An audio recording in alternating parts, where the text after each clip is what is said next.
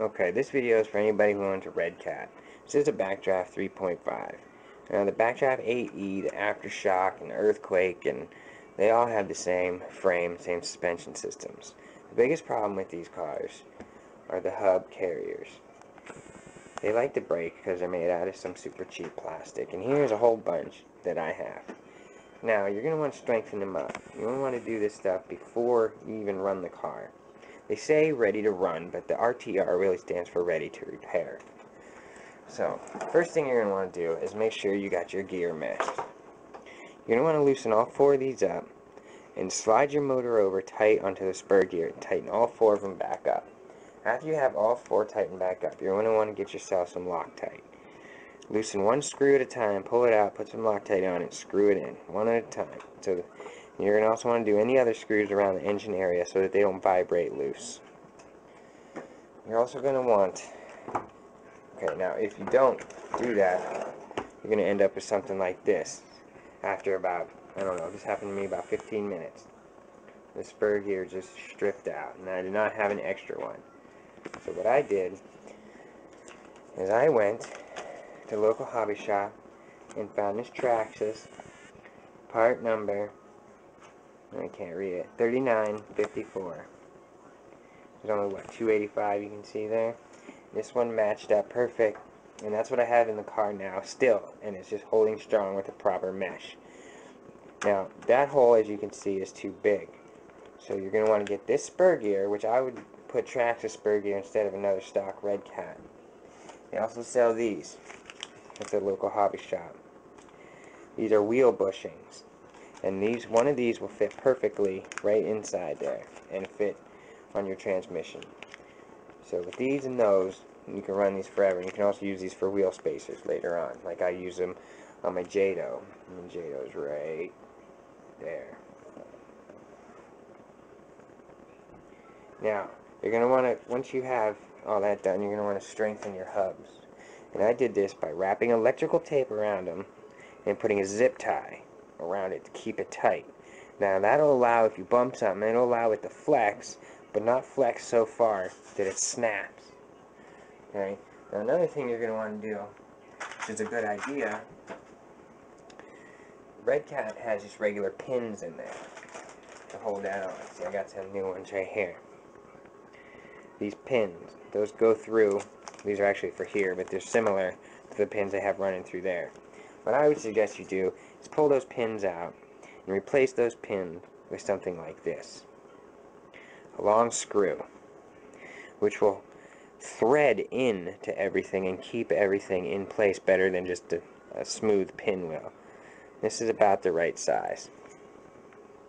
That will fit perfect.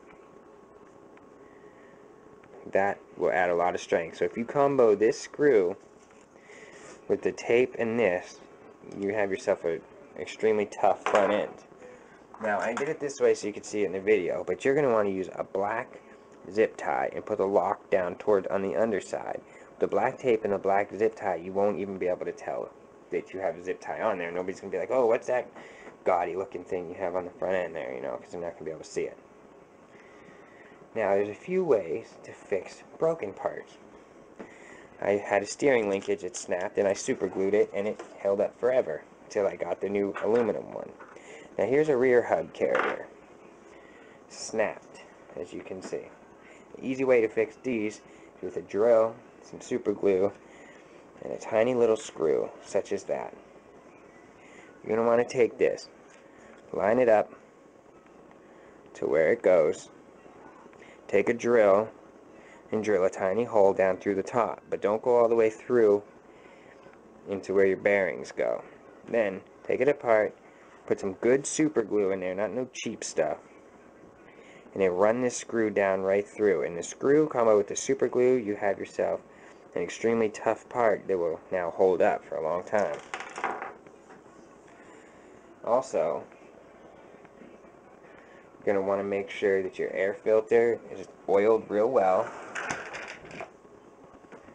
You want to make sure that the air filter is oiled up real good. Which I actually have a second one around here. Whoops, I just ripped it. Awesome. And you see I put these on here and painted up the exhaust.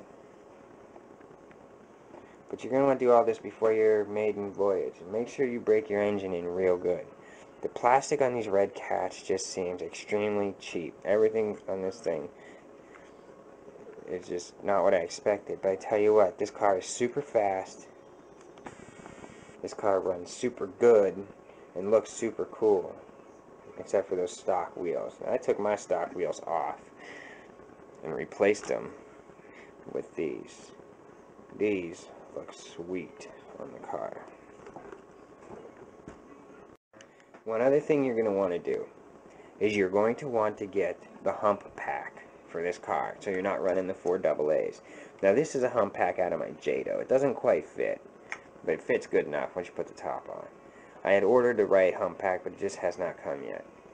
These cars will eat up the AA batteries within 2 runs, and they will be dead, and you will go through batteries like you will not believe. And once the batteries start going dead, you'll know, because you'll turn the wheel, and the signal on the throttles and the steering will get confused. So when you turn the wheel, it'll hit the throttle. And you turn the wheel the other way, and it'll hit the brakes. So you'll just be turning, and next thing you know, everything's going full throttle, taking off on you. And it's the easiest way to just crash into something. So spend the money, get the hump pack for it, and it'll just be a lot better in the long run.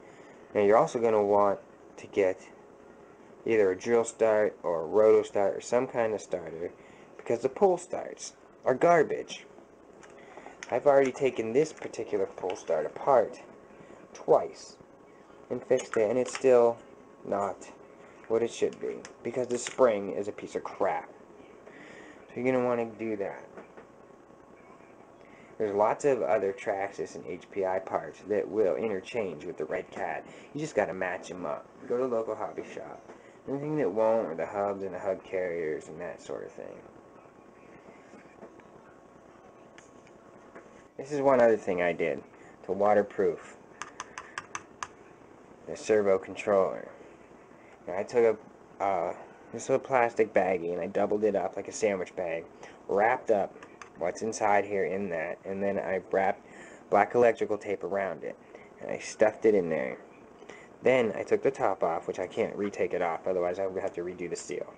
But you get the idea. And I took a hot glue gun, and I ran hot glue all the way around it, and while it was still warm, I pressed it on there and stuck this through. Now that is 100% waterproof in there.